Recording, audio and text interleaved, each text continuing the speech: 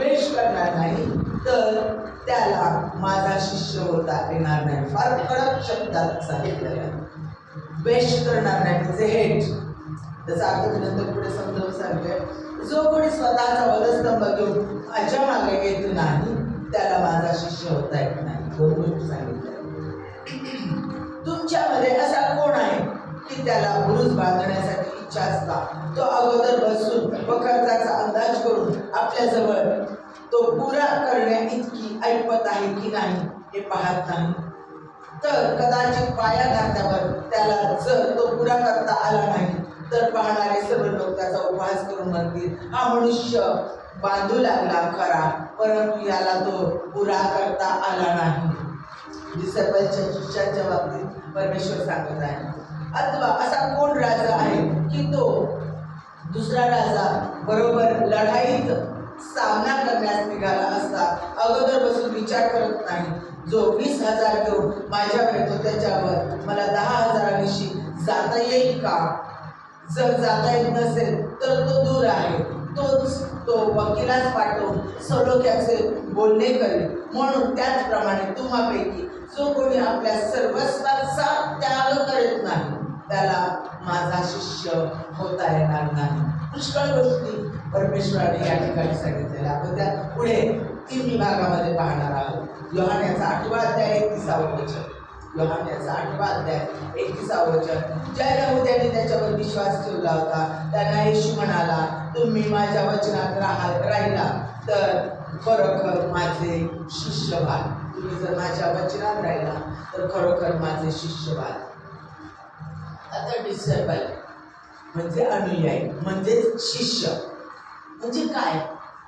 तर आपल्याला माहिती आहे की एखादी व्यक्ती जास्त आपल्यापेक्षा बलशाली असेल, आपल्यापेक्षा उत्तम असेल, आपल्यापेक्षा ज्ञानी असेल, आपल्यापेक्षा अधिक पुढारलेली असेल, ज्या व्यक्तीकडून आपल्याला घेण्यासारखं काहीतरी आहे, ज्या व्यक्तीकडून आपल्याला शिकण्यासारखं काहीतरी आहे, जी व्यक्ती प्रबळ आहे, गौरवशाली आहे, समाजात देशात सगळीकडे जिला मान आहे, सन्मान आहे, जी प्रतिष्ठित ज्ञानी आहे, उत्तम आहे, लोक त्याच्याकडे आदराने पाहतात, अपेक्षेनं पाहतात, समाजात सगळीकडे नाव आहे, अशी व्यक्ती आम्हाला आवडते आणि अशा व्यक्तीच्या सहवासात राहायला आम्हाला आवडतं. अशा व्यक्तीचे आम्ही अनुयायी होतो, शिष्य होतो. म्हणजेच अशा व्यक्तींना आम्ही अनुसरतो, त्यांना आम्ही फॉलो करतो, त्यांच्या मागावे जातो. आम्ही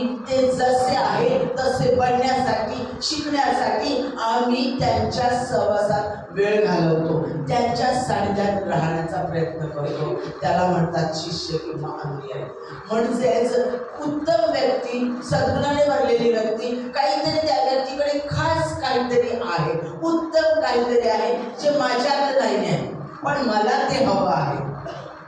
मी तसा नाही आहे पण मला तसं बनायचंय त्यांच्यासारखं, मला ते आवडतात, त्यांच्या उत्तम गोष्टी आवडतात आणि म्हणून मी त्यांच्या सहवासात राहून ते जसे आहे तसे बनण्यासाठी ते कसे आहे हे शिकण्याचा प्रयत्न करतो. त्याला म्हणतो आपण शिष्य.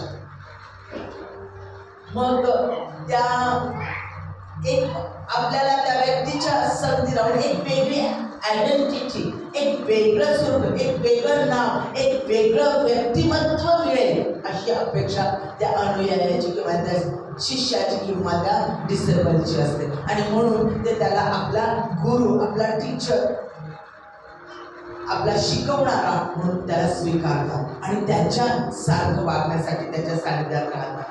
तो मग हा शिष्य काय करतो तर तो त्या गुरुच्या संगती सतत राहण्याचा प्रयत्न करतो. तो त्या गुरुला अनुसरतो, तो गुरु कसा वागतो ते पाहतो, त्याप्रमाणे वागण्याचा प्रयत्न करतो. तो त्या गुरुवर विश्वास ठेवतो, तो त्या गुरुचं निरीक्षण करतो, तो त्याचं उठणं बसणं निहाळतो, तो त्याचं बोलणं निहाळतो, तो कसा वागतो, तो कशा कोणत्या गोष्टी करतो, तो कोणत्या गोष्टीमध्ये पारंगत आहे, कोणती गोष्ट आपल्याला आवडते त्याच्यातली आणि ती आवडणारी गोष्ट तो कशी करतो याचं निरीक्षण करतो, पाहत राहतो, लक्ष देतो, बारकाव्यानं ते शिकण्याचा स्वतःमध्ये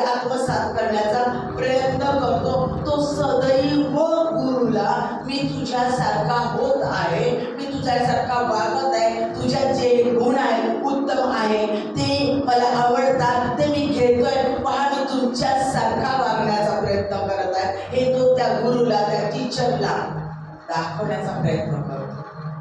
आपल्या वागण्यातून, आपल्या बोलण्यातून, आपल्या कृतीतून त्या आपल्या टीचर, आपल्या गुरु सारखं वागून, बोलून आणि कृती करून त्यांना खुश करण्याचा, आनंदी करण्याचा प्रयत्न करतो.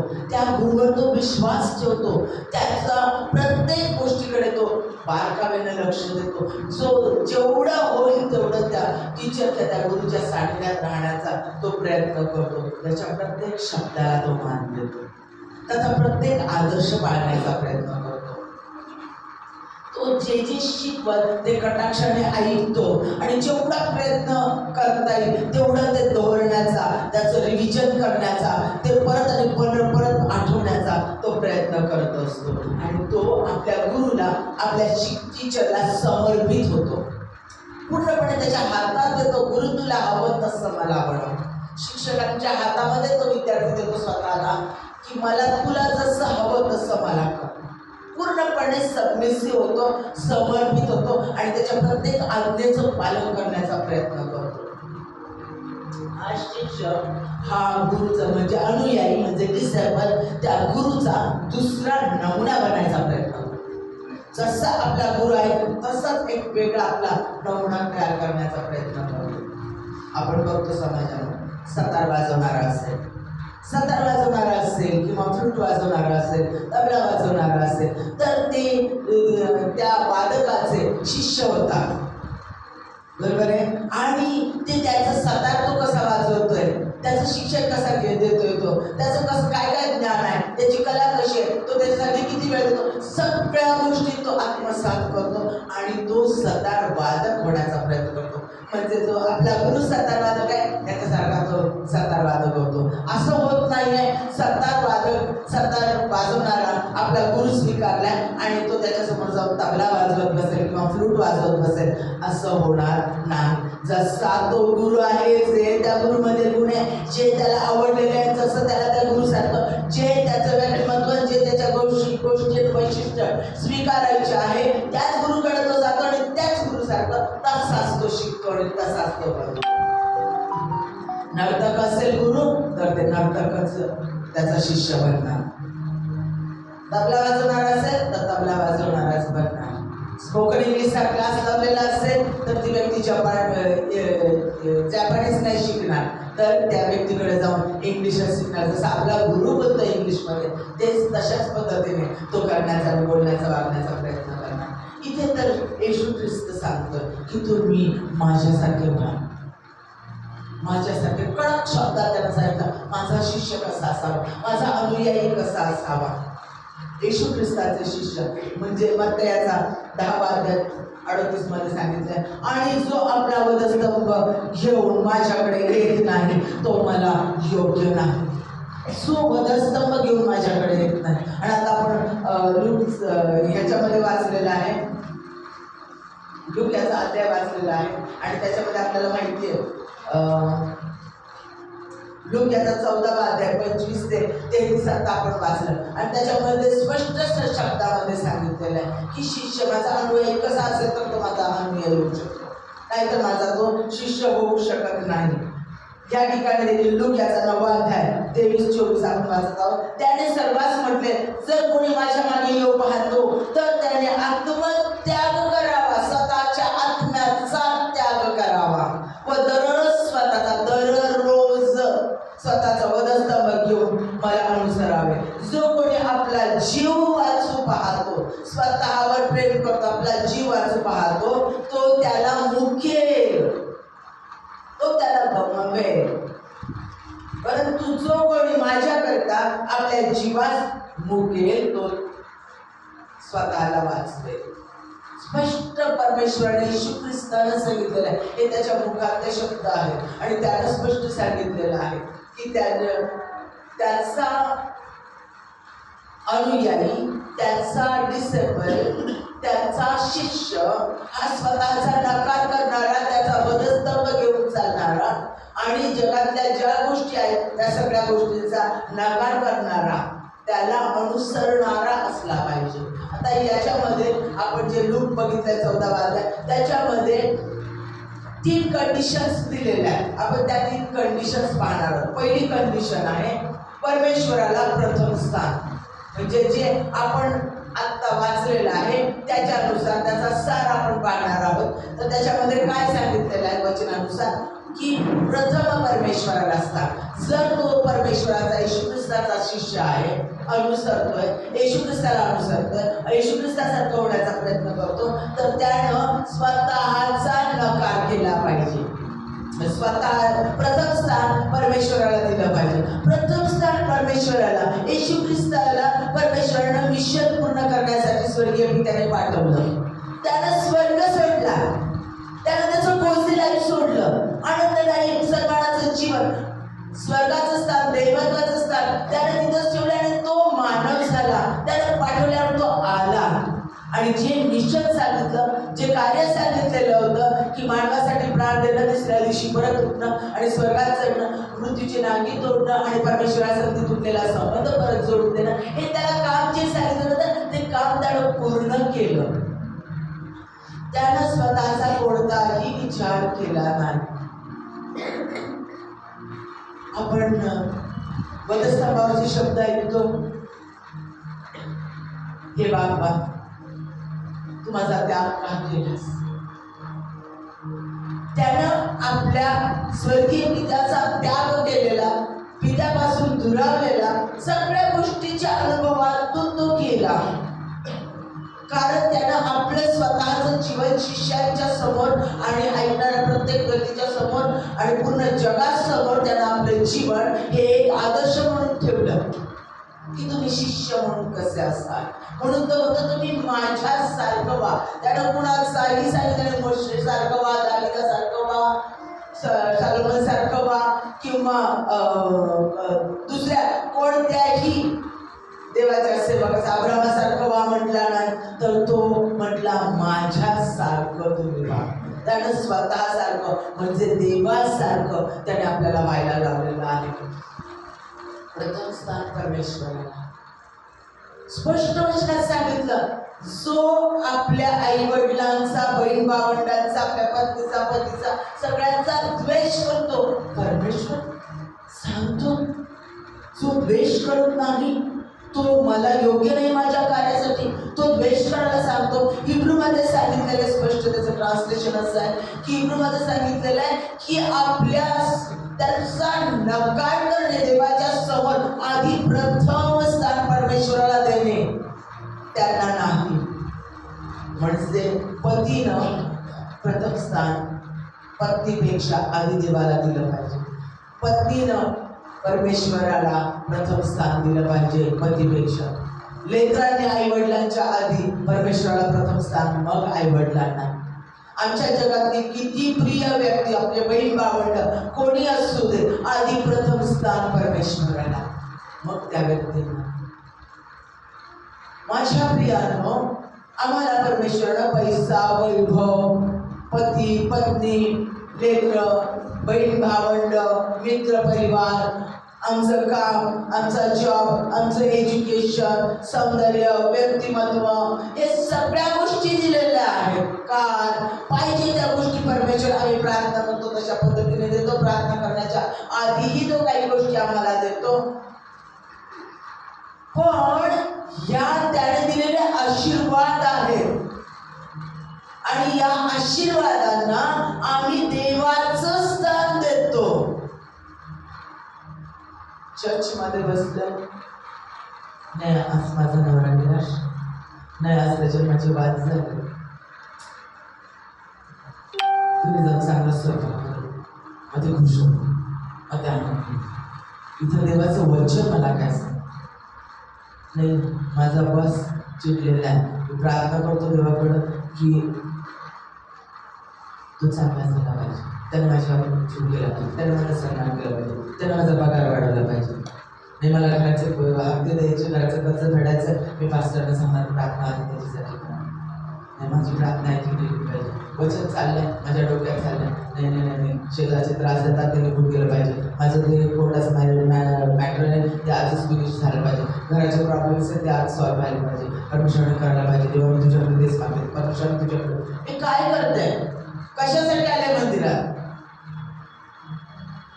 ह्या तुमच्या गरजा, हे तुमचे आशीर्वाद तो तुम्हाला देणार, जो परमेश्वराच्या जवळ येतो त्याला सर्व गोष्टी त्याच्या पायाजवळ येतात असं देवाचं वचन आहे. आणि देव त्याच्या वचनाला बांधलेला आहे. तो दिलेलं वचन पूर्ण करतो प्रियांनो. जो त्याला मिळवतो त्याला सगळ्या गोष्टी त्याच्या पायाजवळ येतात. मी या ठिकाणी आलोय, मला त्यानं सांगितल्याप्रमाणे त्याचा पवित्र आत्मा दिला. मी तुला एकटं सोडणार नाही, टाकणार नाही. म्हणून स्वर्गातील त्याने त्याचा पवित्र आत्मा मला दिलेला आहे. त्याचा पवित्र आत्मा माझ्यामध्ये आहे. त्याने पवित्र लोकांची सहभागिता मला दिलेली आहे. आणि त्याच्यामध्ये ज्यावेळेला आम्ही एकत्र प्रेझेंट वर्शिप करतो, त्याला आम्ही एकत्र प्रार्थना करतो, त्याला त्याचं सामर्थ्य उतरून येतं. तो मला बदलवतो. त्याचं वचन ज्यावेळेला अभिषिक्त दासदासीकडून माझ्याकडे येतं त्यावेळेला ते वचन माझं जीवन बदलवतं. आणि ते वचन मला अधिक त्याच्यात वाढवताना अधिक त्याच्यात जवळ घेतं. ते वचन मी स्वीकारेन.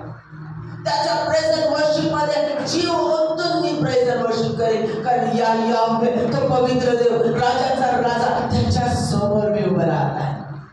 त्याच्या समक्षात तुम्ही आहे. आता देवाचा आत्मा इथे आहे, त्याची पवित्रता इथे आहे, त्याचं सामर्थ्य, राजाचे राज परमेश्वर जगाचा निर्माण करता, विनाश निर्माण करणारा तो परमेश्वर तो या ठिकाणी आहे. मी त्याला सन्मान देईन. मी त्याच्याशी एकरूप होईल. माझे नेत्र, माझा फोकस मी त्याच्याकडे करेल. माझ्या गरजांना, माझ्या त्या वस्तू, माझे व्यक्ती यांना मी प्रथम स्थान देणार नाही. हे आशीर्वाद आहेत माझे. माझा नवरा माझा आशीर्वाद आहे, माझी पत्नी माझा आशीर्वाद आहे, माझे लेकर माझा आशीर्वाद आहे. ते माझा देव नाही, मी त्याला प्रथम स्थान देऊ शकत नाही. माझं काम, माझा मोबाईल, त्यांना मी प्रथम स्थान देऊ शकत नाही. माझं प्रथम स्थान मी फक्त आणि फक्त परमेश्वराला देईन. आदामाच्या जीवनामध्ये जो आदाम एकटा होता त्यावेळेला परमेश्वर त्याचं प्रथम स्थान होता. तो देवाची वाणी ऐकत. ज्या वेळेला ईवला करून दिला निर्माण, हवेला निर्माण करून दिला, त्याला हवेचा ऐकलं, तिला प्रथम स्थान दिलं, स्वामित्व गमावलं आणि पाप पदार्पण झालं. पापाचं, आज्ञाभंगाचं पाप झालं. माझ्या प्रियांनो, म्हणून आधी स्थान परमेश्वराला. काही असू दे, पैसा असू दे, धन असू दे, सौंदर्य असू दे, शिक्षण असू दे, वैभव असू दे, वाटतं त्या गोष्टी जे जे परमेश्वर देतो आणि जे जे आम्हाला हवं आहे, ज्या ज्या गोष्टींची ओढ आहे, ते आमच्या जीवनातलं प्रथम स्थान नाहीच नाही. आमच्या जीवनाचं प्रथम स्थान फक्त परमेश्वर आहे. मार्गाचा 34 मध्ये मग त्याने आपल्या शिष्यांबरोबर लोकांनाही बोलून म्हटले, जर कोणी माझा अनुयायी होऊन पाहतो तर त्याने त्याचा आत्मत्याग करावा, आपला वधस्तंभ उचलून मला अनुसरावे. माझ्या प्रियांनो, स्वतःचाही आत्मत्याग करावा. माझा अपमान केला, माझ्याकडे लक्ष दिलं नाही, माझ्या गरजा पूर्ण केल्या नाही, असल्याचं माझ्याकडे लक्ष नाही आहे, चर्चा लोकांचं लक्ष नाही आहे, मी, माझा गर्व, माझा अहंकार, माझं स्वतःचं अस्तित्व सगळं मी कचऱ्याच्या डब्यात टाकलं. या गोष्टीपेक्षा प्रथम स्थान मी देत आहे. मी स्वतःलाही प्रथम स्थान देणार नाही, बिलकुल नाही. मी कुणाला प्रथम स्थान देऊ तर परमेश्वराला. दुसरी गोष्ट, कॅरिंग युअर क्रॉस, स्वतःचा वधस्तंभ घेऊन चालणे.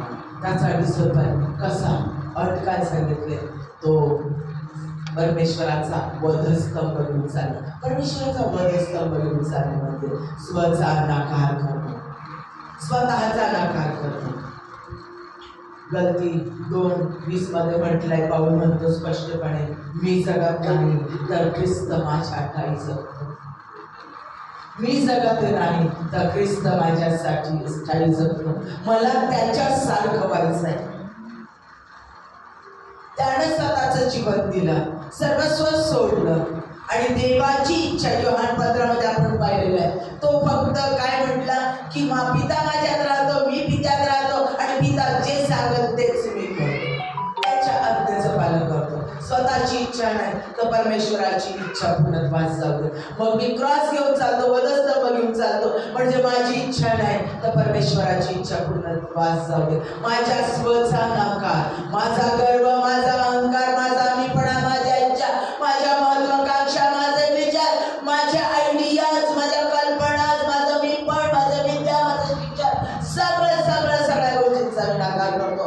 परमेश्वराकडे माझा फोकस केला. त्याचं कार्य, तो काय म्हणतो, त्याचं वचन काय म्हणतं, तो काय सांगतो, ते मी पूर्ण करण्याचा प्रयत्न करतो. कारण मला खऱ्या अर्थानं त्याचं डिसेबल्स व्हायचं आहे. मी त्याचीच इच्छा, त्याचाच वधस्तंभ घेऊन पुढे जाणार. त्याची इच्छा मी कॅरी करणार, त्याची योजना मी कॅरी करणार. तो जे सांगतो तेच मी करणार. तो जसा धावायला लागतो तसा मी धावणार. तो जे नमाला लागतो, जे काही गोष्टी मला करायला लागतो ते मी सगळं करणार. पुढचं तिसरी गोष्ट म्हणजे counting the cost of disciple. अनुयायी शिष्य होण्यासाठी मला काही मूल्य द्यावं लागतं. I have to pay something. मला पे करावं लागतं. माझ्या प्रियांनो, आत्मत्याग, माझ्या लाडक्या सगळ्या गोष्टींचा त्याग, माझ्या सगळ्या महत्वाकांक्षांचा त्याग, सगळ्या गोष्टींचा मला त्याग करायचा आहे. मग अरण्यात जाऊन बसायचंय का? हिमालयात जाऊन बसायचंय का? स्वतःला रिक्त करा. परमेश्वराचा आत्मा सांगतो, पूर्ण रिक्त करा, पूर्ण रिक्त करा. स्वतःचं अस्तित्व ज्यावेळेला मी काढून टाकतो त्यावेळेला तो पूर्णपणे आमच्यामध्ये. लक्षात घ्या, येशू ख्रिस्त हा तारणारा देव आहे. तो माझ्या पथकांसाठी मरण पावला, तिसऱ्या दिवशी परत उठला आणि तो मला घेण्यासाठी येणार आहे हा विश्वास ठेवतो. आणि तू एकमेव देव आहे असं म्हणून मी त्याला म्हणतो की माझ्या अंतःकरणात ये. ज्यावेळेला विश्वासाने आम्ही त्याला आमच्या अंतःकरणात घेतो त्यावेळेला तो आमच्या अंतःकरणात आमच्या अंतःकरणात येतो. आणि विश्वासाची कृती, पाण्यात बाप्तिस्मा घेणं, तो माझ्यामध्ये जुना मनुष्य मेला आहे आणि माझ्यात मी जगत नाही तर ख्रिस्त जगतो आहे. येशू ख्रिस्त माझ्यात उठला आहे. पाण्यात जुना मनुष्य, जुनी स्मिता मरण पावली आहे आणि ख्रिस्त माझ्यात उठलाय. मी नाही जगत गलतीमध्ये सांगितल्याप्रमाणे, तर माझ्यामध्ये ख्रिस्त जगतो. हे ज्या वेळेला आम्ही म्हणतो त्यावेळेला त्याचा पवित्र आत्मा आमच्यामध्ये येतो. येशू ख्रिस्त आमच्यात येतो म्हणजे त्याचा होली स्पिरिट, त्याचा पवित्र आत्मा आमच्यामध्ये येतो. त्यावेळेला आम्हाला त्याच्या पवित्र आत्म्याचा बाप्तिस्मा त्याच क्षणाला होतो. त्याच वेळेला आम्ही त्याचे डिसेबल होतो, त्याचे अनुयायी होतो, आम्ही त्याचे शिष्य होतो. म्हणजेच त्याच्या प्रत्येक गोष्टी, त्याने सांगितलेल्या गोष्टी आम्हाला सतत ऐकायच्या आहे, त्याच्या सहवासात थांबायचं आहे आणि त्याला निहाळायचं आहे. त्याचा प्रत्येक शब्द आम्हाला ऐकायचा आहे. तो जसा आहे तसं आम्हाला व्हायचं आहे. त्याला आम्ही त्याचे शिष्य, आम्ही अनुयायी आहोत. ख्रिस्ती म्हणजे काय? धर्म नाहीच नाही, नाहीच नाही. ख्रिस्ताचे अनुयायी होणं, त्याचे डिसायपल्स होणं. माझ्या प्रियानो, व्यवस्थितपणे समजून घ्या. मी ख्रिस्ताला स्वीकारलं म्हणजे मी काय केलेलं आहे? धर्मांतर नाही. मी काय केलेलं आहे? तर मी येशू ख्रिस्ताचा अनुयायी झालेलो आहे. चुकीच्या गोष्टी डोक्यामधून काढून टाका. तो धर्म नाही, धर्म स्थापन करण्यासाठी आलेला नाही, कुठेही दिलेला नाही बायबलमध्ये. परत आणि परत ह्या गोष्टी मनात बिंबवून ठेवा, त्या बोलण्याचं सामर्थ्य ठेवा आणि दुसऱ्यांनाही सांगताना तसंच सांगा. जा दिगंतापर्यंत जाऊन सुवार्ता सांगा. सुवार्ता सांगताना तुम्ही कशी सांगता? तुम्हाला डिसेबल बनवायला लावलेला. तुम्ही स्वतः खऱ्या अर्थाने आधी त्याचे अनुयायी झाला तरच तुम्ही दुसऱ्यांना त्याचे अनुयायी बनवू शकता. आणि हेच आमच्या जीवनाचं ध्येय, हेच आमच्या जीवनाचं कार्य आहे. येशू सारखं मला व्हायचं. मग आता आपण पाहणार आहोत पहिलं गोष्ट, परमेश्वर आम्हाला प्रेम करायला लावतो. त्याच्यासाठी 2 आज्ञा दिली, ज्या 2 आज्ञांवर नियमशास्त्र आधारलेलं आहे. तो आपला देव परमेश्वर याचवर पूर्ण अंतःकरणाने, पूर्ण मनाने, पूर्ण जीवाने आणि पूर्ण शक्तीने प्रीती करी. पहिली आज्ञा. दुसरी आज्ञा त्यासाठीच, जशी आपणावर तशी आपल्या शेजाऱ्यावर. आधी प्रथम स्थान कुणाला दिला? परमेश्वराला. नंतर आपल्याला जसं स्वतःवर तशी शेजाऱ्यावर, म्हणजे आमचं पती असू दे, पत्नी असू दे, आम्हाला दिलेला आशीर्वाद असू दे, सगळ्या गोष्टी, सगळे नातेवाईक, सगळे मित्र परिवार, सगळे अवतीभोवती दिसणारे लोक, ऐकणारे लोक, ज्यांचा आवाज ऐकतो, वर्तमानपत्र ज्यांचं नाव वाचतो, ज्यांना टीव्हीवर पाहतो, ज्यांना मोबाईलमध्ये पाहतो, प्रत्येक व्यक्ती ज्यांना ऐकतो, ज्यांना पाहतो, ती प्रत्येक व्यक्ती आमचा शेजारी आहे. त्या प्रत्येक व्यक्तीवर आम्हाला प्रेम करायला सांगितलेलं आहे. मग प्रेम करायचं म्हणजे कसं? जर मी ख्रिस्ताचा अनुयायी आहे तर ती प्रत्येक व्यक्ती ख्रिस्ताची अनुयायी झाली पाहिजे. मला जर पातकापासून मुक्ती मिळालेली आहे, माझे जर पातक त्याच्या रक्ताने धुतले गेलेले आहे आणि मला सार्वकालिक जीवन मिळालेलं आहे, मी त्याच्या मार्गाने चालणार आहे आणि सार्वकालिक मृत्यू माझ्यासाठी नष्ट झालेला आहे, मला सार्वकालिक जीवन मिळालेलं आहे फक्त आणि फक्त त्याच्यावर विश्वास ठेवल्याने, येशू ख्रिस्तावर विश्वास ठेवल्याने. पुढचं कोणतं कर्म काढणं करायचं नाहीये, फक्त विश्वास ठेवायचा आहे.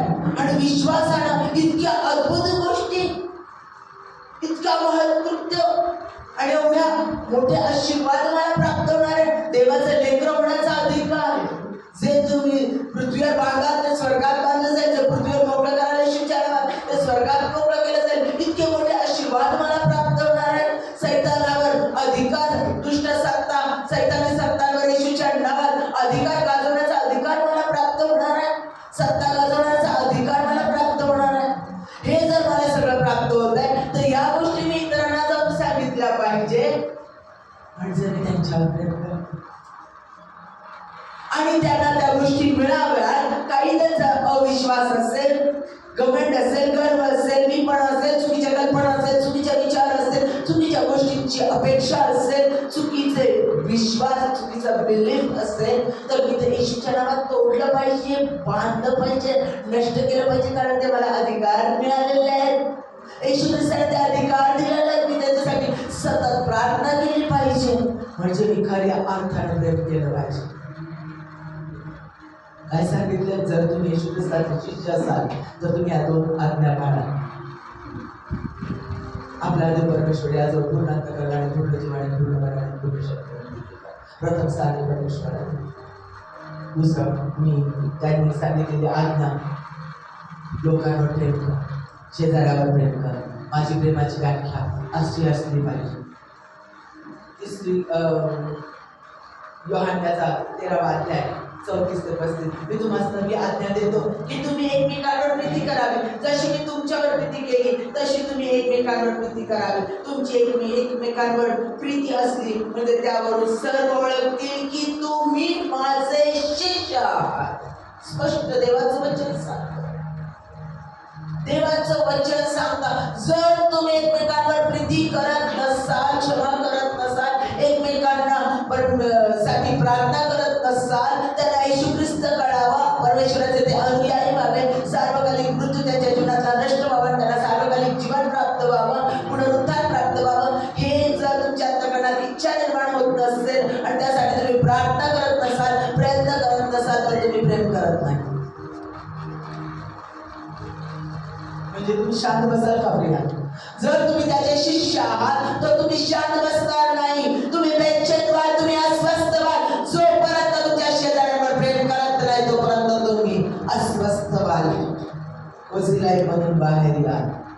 लक्षात घ्या, शांत राहू नका, तुम्ही त्याचे डिसेबल आहात. जसं येशू ख्रिस्तानं केलं तसं तुम्हाला करायचं आहे.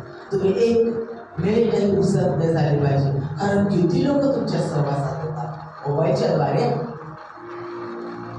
मोबाईल मधला डान्स बघतायत, अर्धवस्त्र कपडे घालून प्रभोग करणारे ऍक्शन करून नाचतायत. तुम्ही बघतात, कधी कधी आवडतं म्हणून बघतात, कधी कधी अरे किती घाण, किती अश्लील, घाण आहे बाई, पण का प्रार्थना करावीशी वाटली नाही? या सगळ्या गोष्टी नष्ट व्हाव्यात, हे दुरात्मा शक्तीचं कार्य, हे लसूचं सैतानाने चालवलेलं कार्य नष्ट व्हावं म्हणून प्रार्थना करण्याची इच्छा झाली नाही. त्याच्यापर्यंत ख्रिस्त पोहोचवला जावा म्हणून कार्य करणारे लोक निर्माण व्हावे, कामकरी लोक निर्माण व्हावे म्हणून इच्छा निर्माण झाली नाही. शेजाऱ्यांवर प्रीती करायला सांगितली ना, अरे ती नाचणारी बाई, अरे त्या न्यूज मध्ये सांगितलेला तो माणूस, ते लोक ते तर आमच्या विरोधात बोलतात, ते तर असं करतात, ते तर कसं करतात. का? ते देवाचे लेकरं नाही, त्याची निर्मिती नाही, त्यांनाच ख्रिस्त गाजवायचा आहे. पण त्यांच्यासाठी तुम्ही मदतीच्या प्रार्थना करू शकत नाही का? आमच्या दिवसभरामध्ये तुम्हाला एक मिनिटही उसंत करू शकत नाही जर तुम्ही त्याचे डिसेबल असाल तर. सतत आणि सतत निरंतर प्रार्थना करा. देवाचं वचन कळतंय का किती खोलवर आहे? कळतंय किती खोलवर आहे? निरंतर प्रार्थना करा. आमच्या सहवासात येणारे आम्ही ऐकतो, त्यांना मोबाईलवर आम्हाला कॉल केलाय, ही व्यक्ती फसवणार आहे, अरे मग प्रार्थना करा. ही व्यक्ती अशी वागणार आहे, अरे मग प्रार्थना करा. त्याच्यासाठी सॅल्वेशन मोकळा करा, त्याच्यावर प्रेम करा. तो प्रत्येक व्यक्ती आमचा शेजारी आहे आणि त्या प्रत्येक व्यक्तीसाठी प्रार्थना करणं आमचं कर्तव्य आहे. कारण ते आम्हाला सांगितलंय, कारण येशू ख्रिस्त जगाचा निर्माण करता, त्यानं सगळं सृष्टी निर्माण केलेली आहे. तो माझ्यात राहतो, तो माझ्यात राहतो, तो माझ्यात राहून या प्रत्येक व्यक्तीची काळजी घेतो. ज्या ज्या व्यक्तीला आम्ही ऐकतो, ज्या ज्या व्यक्तीला आम्ही पाहतो, त्या प्रत्येक व्यक्तीची तो काळजी घेतो. त्या कोणाचाही नाश व्हावं अशी त्याची इच्छा नाही, तर प्रत्येकाला सार्वकालिक जीवन प्राप्त व्हावं अशी परमेश्वराची इच्छा आहे. माझ्या प्रियांनो, त्यासाठी सॅम्पल होते म्हणजे काय, त्याचं शिष्य होते म्हणजे मी काय होते. आणि आज तो तुम्हा प्रत्येकाशी बोलत आहे. ऐकणाऱ्या प्रत्येक व्यक्तीला तो खऱ्या अर्थाने डिसेबल्स बनवत आहे. आज माझे शिष्य व्हा खऱ्या अर्थानं. परमेश्वर जिवंत देव येशूवा तुमच्याकडे मागत आहे, तो मागत आहे. माझे शिष्य खऱ्या अर्थाने. आज तो तुमचं जीवन त्याच्या वचनाच्या द्वारे बदलून टाकत आहे. ऐकणाऱ्या प्रत्येक व्यक्तीचं. पुढचं आहे पवित्र आत्म्यानं भरलेले असावे. त्याचा पहिला अध्याय 8वं वचन, परंतु पवित्र आत्मा तुमच्यावर येईल तेव्हा तुम्हाला सामर्थ्य प्राप्त होईल आणि यरूशलेमेत आणि यहुदियात शंभरोनाथ पृथ्वीच्या शेवटापर्यंत तुम्ही माझे साक्षी व्हाल. माझ्या प्रियानं पवित्र आत्मा तुमच्यावर उतरून येईल आणि तुम्ही पवित्र आत्म्याने भरले जाल आणि पवित्र आत्मा तुम्हाला चालवेल. ज्यावेळेला येशू ख्रिस्ताला स्वीकारलं, मी मगाशी सांगितलं, त्याच वेळेला आमच्यामध्ये पवित्र आत्मा येतो. पवित्र आत्मा आमच्यात येतो तर आम्ही पवित्र आत्म्याचा आदेश ऐकून त्याप्रमाणे वागणार आणि त्याचं कार्य पूर्ण करणार. पुढची गोष्ट मी लवकर देते. तिसरी गोष्ट म्हणजे परमेश्वराचे अनुकरण करणारे. जसा मी आहे तसे तुम्ही व्हा. जे मी केलं ते तुम्ही करा. त्यानं प्रीती केली, त्याने क्षमा केली, त्याने पुन्हा स्थापना केली. ज्या गोष्टी त्यानं केलेल्या त्या प्रत्येक गोष्टी मला करायच्या. शिष्य कसा असतो? गुरुचं निरीक्षण करतो. गुरु काय काय करतो, त्याचं बसणं, त्याचं उठणं, त्याचं बोलणं, त्याचं विचार, त्याची तत्व, त्याचे कल्पना, सगळ्या गोष्टी तो आत्मसात करण्याचा प्रयत्न करतो आणि त्याचं अनुकरण करतो. मला माझ्या येशू ख्रिस्ताचं अनुकरण करायचं आहे. पहिले योहानाचा 2रा अध्याय 6वं वचन, मी त्याच्या ठाई राहतो असे म्हणणाऱ्यांनी तो जसा चालला तसे स्वतःही चालले पाहिजे. स्पष्ट देवाचं वचन सांगतं, जसा जसा जसा तो चालला तसं आम्ही चाललं पाहिजे. देवाचा आत्मा सांगतो. पुढचं बघा, येशू मध्ये राहणारा तो असला पाहिजे. जो परमेश्वराचा शिष्य अनुयायी आहे. आम्ही जर तो आमच्यामध्ये आहे, आम्ही त्याचे अनुयायी झालेला आहोत, आम्ही शिष्य आहोत, तर आम्हाला ऑब्झर्व केलं पाहिजे की आम्ही तो आमच्यामध्ये राहतो आणि आम्ही त्याच्यात राहतो का. पहिले योहानाचा 2रा अध्याय 28वं वचन. योहानाचं पत्र याचा 2रा अध्याय 28वं वचन. तर आता मुलांनो त्याच्यामध्ये राहा, यासाठी की तो प्रगट होईल तेव्हा आपल्याला धैर्य असावे आणि त्याच्या येण्याच्या वेळेस त्याच्यापासून लाजेने आम्हाला माघार घ्यावी लागू नये. त्याच्यामध्ये राहा. योहान पत्रामध्ये राष्ट्रवादी त्याच्यामध्ये आपण नेहमी शिकत आलेलो आहे की तुम्ही माझ्यामध्ये राहा, मी तुम्हामध्ये राहील, म्हणजे तुम्ही फळ देणारे व्हाल. तसा मी त्याची आज्ञा पाळतो तसे तुम्ही माझी आज्ञा पाळा.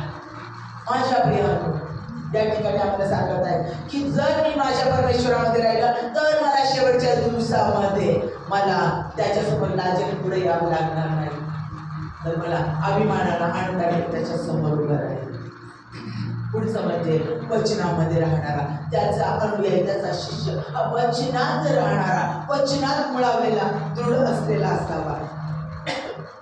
योहानाचा 8वा अध्याय 31 मध्ये सांगितलंय, येशू म्हणाला तुम्ही माझ्या वचनात राहाल तर खरोखर माझे शिष्य व्हाल. खरोखर माझे शिष्य व्हाल. जर तुम्ही माझ्या वचनात राहाल तर तुम्ही खरोखर माझे शिष्य व्हाल.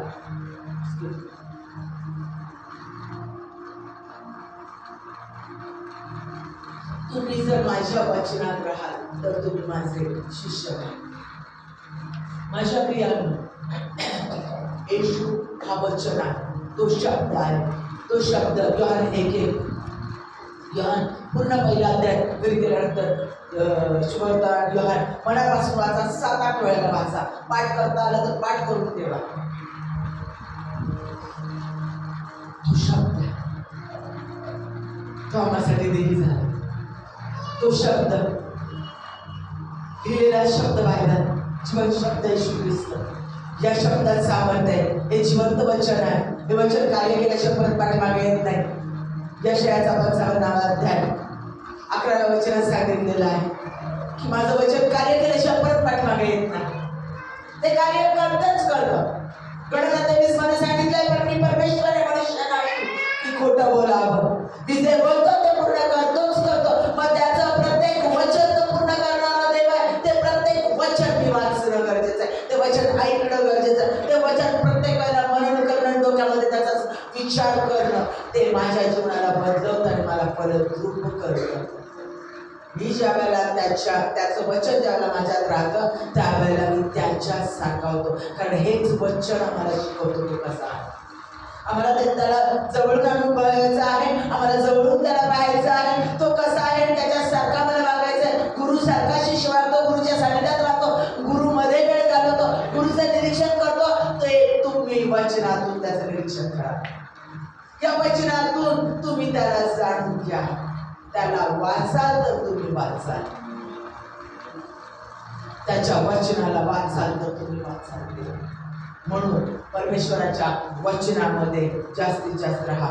पुढचं आहे स्तवन, सदैव स्तवन करणारा, प्रत्येक स्थितीत स्तवन करणारा. कारण स्तवनात परमेश्वर उतरून येतो आणि स्तवनात त्याचं सामर्थ्य, स्तवनात तो एरिओचे पोट पाडतो. मी परमेश्वरात राहतो आणि परमेश्वर माझ्यात राहतो आणि मी त्याचा शिष्य आहे, तर मी सदैव त्याचं स्तवन करेन.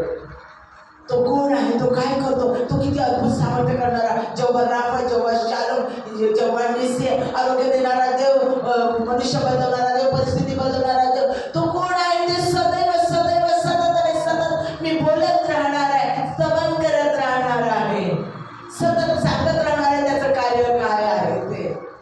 ज्यावेळेला मी त्याचं स्तवन करते त्यावेळेला त्याचं सामर्थ्य उतरून येतो आणि लोकांची बंधनं तुटतात, आमची बंधनं तुटतात आणि देवाचं कार्य होतं. त्या ठिकाणी पॉझिटिव्हिटी, परमेश्वराचं सामर्थ्य त्या ठिकाणी निर्माण होतं आणि देवाचं कार्य होतं. सैतानाची नेगेटिव्हिटी, अंधकार, अविश्वास सगळा निघून जातो. स्तवनात सामर्थ्य आहे. तुझं दिलेलं सतत प्रार्थना करणारा हवा, सतत निरंतर प्रार्थना करायला सांगितलेलं आहे. म्हणजे जर मी माझ्या शेजाऱ्यावर प्रीती करते, मी माझ्याशी सांगितलंय, तर आम्ही सदैव प्रार्थना करणार आहे त्याचं कार्य पूर्ण नेण्यासाठी, त्याचा सहवास मिळण्यासाठी, त्याला अनुभवण्यासाठी, त्यांची बंधनं तुटण्यासाठी आणि परमेश्वराचं कार्य पूर्ण नेण्यासाठी आम्हाला सदैव निरंतर प्रत्येक क्षणाला प्रार्थनेत राहिलं पाहिजे. म्हणजे अनुयायी त्याचा शिष्य सदैव प्रार्थना करणारा असला पाहिजे. पुढचं म्हणजे तो विश्वास असला पाहिजे.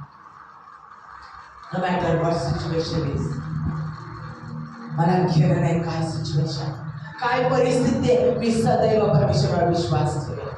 माझा विश्वास माझ्या देवावर आहे. तो मला त्याच्या योजनेनुसार चालवेल. त्याचीच योजना माझ्या जीवनात पूर्णत्वास करेल. आणि रोमन याचा 8:28 मध्ये सांगितलेलं आहे, त्याच्यावर विश्वास ठेवणाऱ्यांसाठी एकूणात सर्व काही जे जे घडेल ते सर्व उत्तमच घडतं.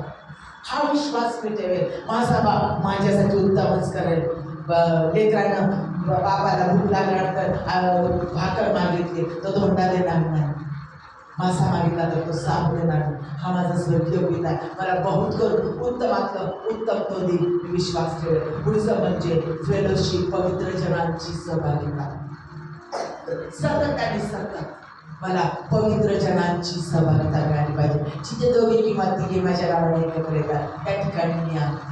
माझ्या प्रियांनो, भिंती म्हणजे चर्च नव्हे, आमचं एकत्र येणं म्हणजे चर्चेमध्ये मग मोबाईलवर एकत्र आलो, एकत्र इथं आलो. आमचं एकत्र येणं, एकमेकांच्या सहवासामध्ये एकत्र येणं आणि परमेश्वराची स्तुती स्तवन करणं आणि वचन ऐकणं आणि प्रार्थना करणं अतिशय सामर्थ्यशाली आहे. त्याचे डिसायपल, त्याचे शिष्य एकत्र येत असे, एकत्र भाकर मोडत असे आणि त्याच्या वचनामध्ये ते वाढत गेले आणि पवित्र आत्म्याने भरत गेले आणि देवाचं कार्य ते पूर्ण करत गेले. कृष्णाच्या कृत्यामध्ये सांगितलेलं आहे. लक्षात घ्या माझ्या प्रियाने. पुढचं आहे परमेश्वराच्या संगती एकांतात वेळ घालवणं. मग त्या एकांतात माझा तो प्रियकर आणि मी त्याची प्रियसी, माझा देव आणि मी त्याचा, तो माझा वल्लभ आहे. मी त्याच्यामध्ये एकांतात वेळ घालते, त्याची वाणी मी ऐके. माझा देव माझ्याशी काय बोलतो, म्हणजे मी प्रार्थना, स्तवन, त्याच्या वचनाचं वाचन आणि मनन आणि त्याच्यासाठी बोलणं आणि माझ्या विचार त्याला सांगणं, या गोष्टींमध्ये मी जास्तीत जास्त एकांतात वेळ घालवला परमेश्वरासाठी. पुढचं म्हणजे तो समर्पित असला पाहिजे. परमेश्वर तुला जे हवं ते माझ्या जीवनात कर, तुला जसं हवं तसं माझ्या जीवनात होते. पुढची गोष्ट म्हणजे अत्यंत महत्त्वाची, जी गोष्ट लोकांना असं वाटत नाही की आम्ही त्याचे शिष्य असल्यानंतर आम्ही गोष्टी केलीच पाहिजे का, या गोष्टीकडे लक्ष दिलंच पाहिजे का? होय, दिलं पाहिजे. ते म्हणजे पैशाचा योग्य विनियोग. चिंता बसते. मला त्यानं दिलेला प्रत्येक पैसा मी त्याचा योग्य विनियोग करते का? त्याचा दशांश, त्याची अर्पण, त्याच्या सेवकासाठी, सेविकेसाठी मी पैसा देऊन, त्याच्या कार्यासाठी देऊन, मी माझ्या घरच्यांसाठी योग्य तो पैसा खर्च करते का? व्यसनांमध्ये किंवा कोणत्या वाईट गोष्टींमध्ये मी तो जर पैसा उडवत असेल तर त्याच्याद्वारे माझ्या पैशाला शाप आणि शाप होत जातात. येणारे आशीर्वाद हळूहळू तांबवले जातात. लीक होतं, ते लीक होत जातं, कमी होत जातं. माझ्या प्रियाने, मला परमेश्वर जो पैसा देतो तो त्याच्या गौरवासाठी आहे. पैसा वाईट नाही. धन, मान, सन्मान, वैभव सगळं परमेश्वरापासून आहे. पैसा परमेश्वरापासून आहे. यशायाचा 56 वाचा. निर्मळाने मी तुमचा पाय घालेल. वैभव देणारा तो देव आहे.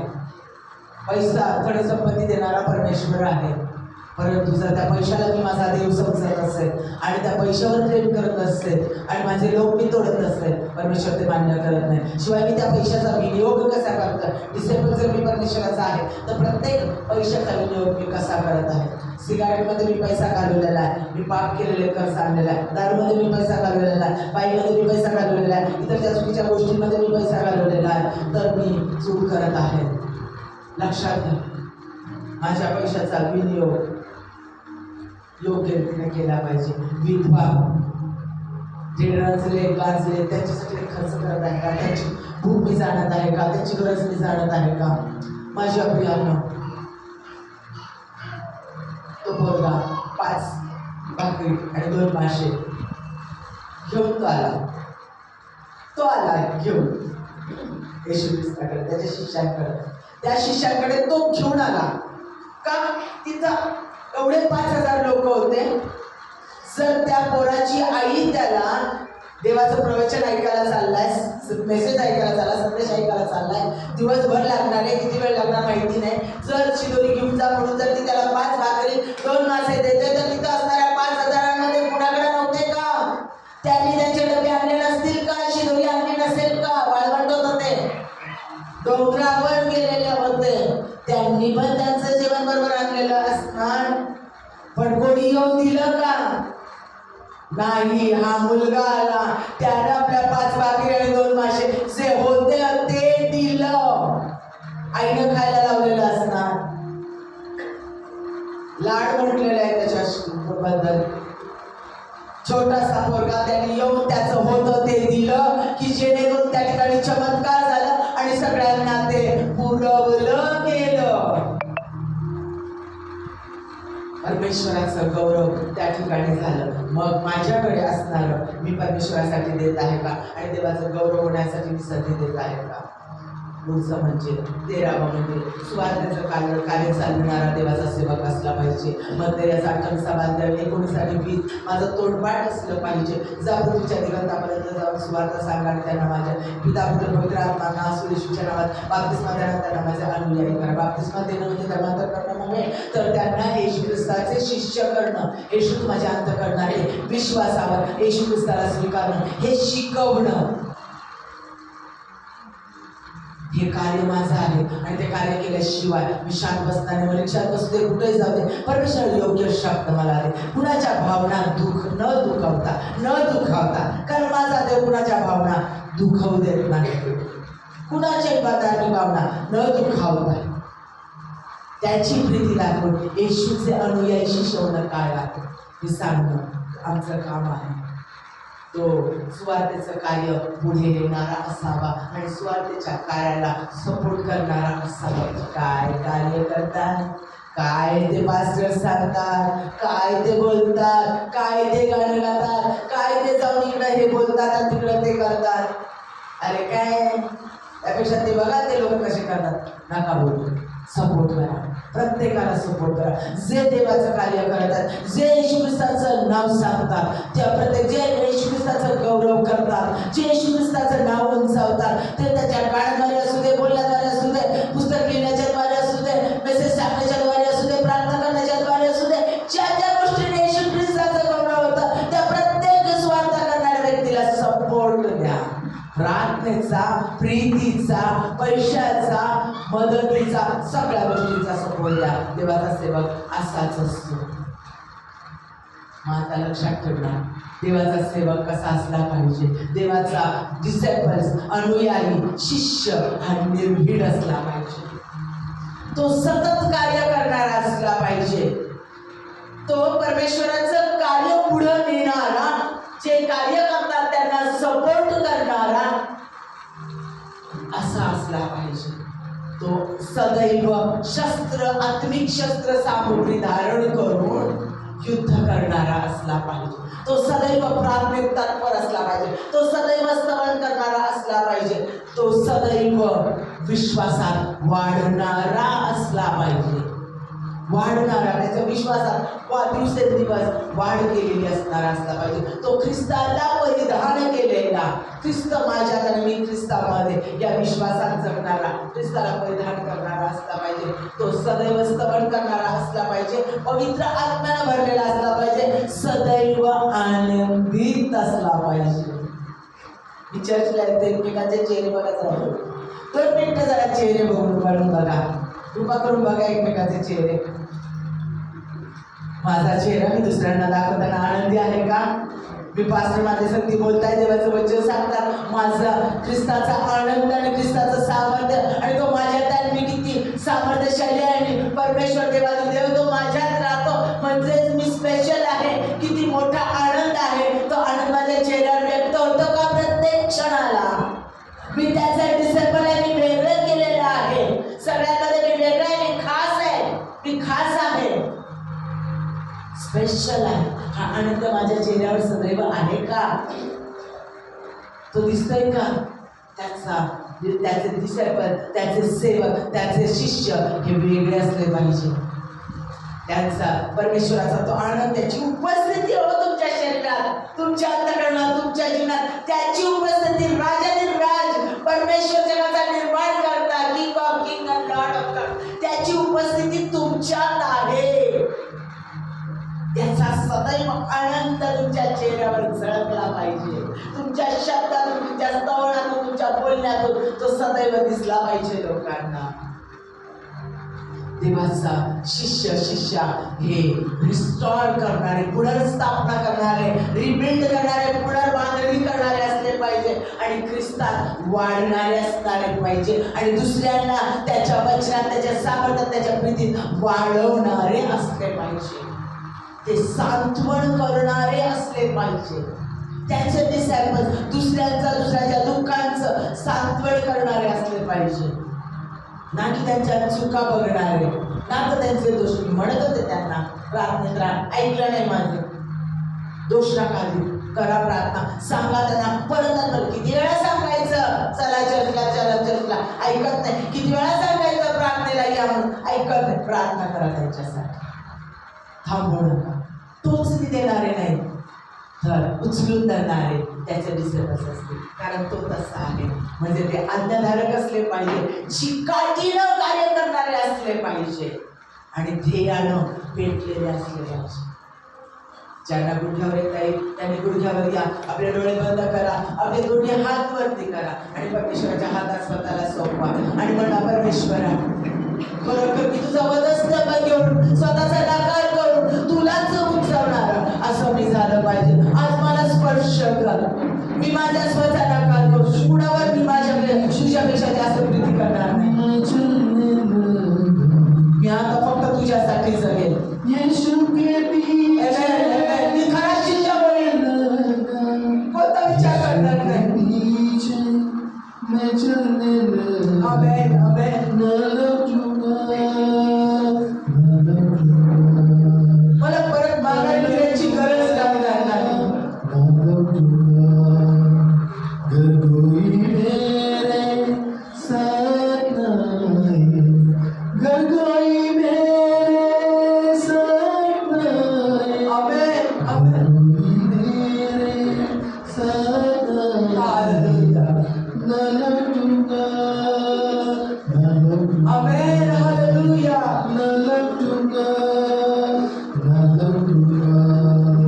संसार को छोड़कर सलीब को लेकर, संसार को छोड़